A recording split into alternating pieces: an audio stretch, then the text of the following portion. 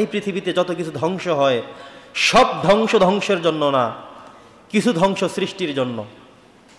এক বাজারে আগুন লেগেছিল, তো অনেক যুবকরা গিয়ে আগুন নেভানোর কাজে আত্মনিয়োজিত হয়ে পানি মেরে অনেক কষ্ট স্বীকার করে আগুন নেভালেন। এক বৃদ্ধ মানুষ লাঠি বড় দিয়ে দাঁড়িয়ে আছে।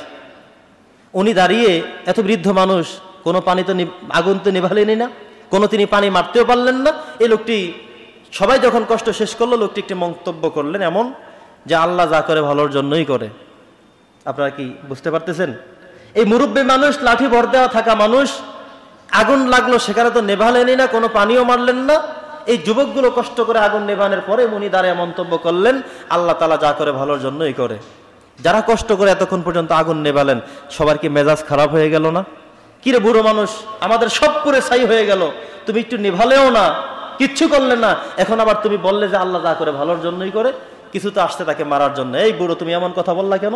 বলে দেখো, এতদিন এই ঘরগুলো টিনের ঘর ছিল, এতদিন টিনের ঘর ছিল, আজকে এখন যখন এই ঘরগুলো নতুন তৈরি করা হবে, টিন আর থাকবে না, বিল্ডিং হয়ে তৈরি হবে।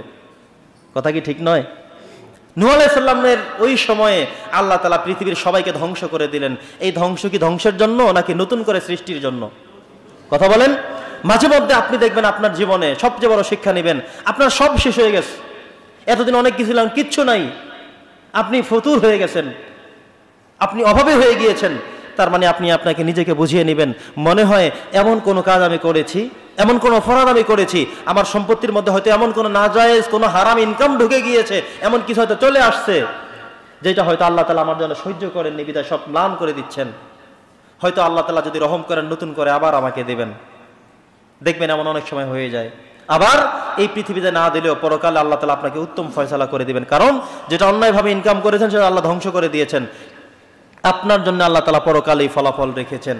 বন্ধুগণ আমার, তো নূহ আলাইহিস সালামের এই 950 বছরের বিশাল বন্যাঢ্য এবং সংগ্রামী জীবন থেকে আমরা শিখলাম আমাদের প্রত্যেককে দাওয়াতি ব্যবস্থাপনায় সুদূর প্রসারী হওয়া লাগবে, ধৈর্য ধারণ করে দাওয়াত দিয়ে যেতে হবে, মানুষের কাছে দাওয়াত পৌঁছাতে হবে। মনে রাখতে হবে আস-সা'য়ু মিন্না ওয়াল ইতমামু মিনাল্লাহ, আমাদের কাজ হলো কষ্ট করা, আর হেদায়েতের দায়িত্ব শুধুমাত্র আল্লাহর কাছে, অন্য কারো কাছে নয়।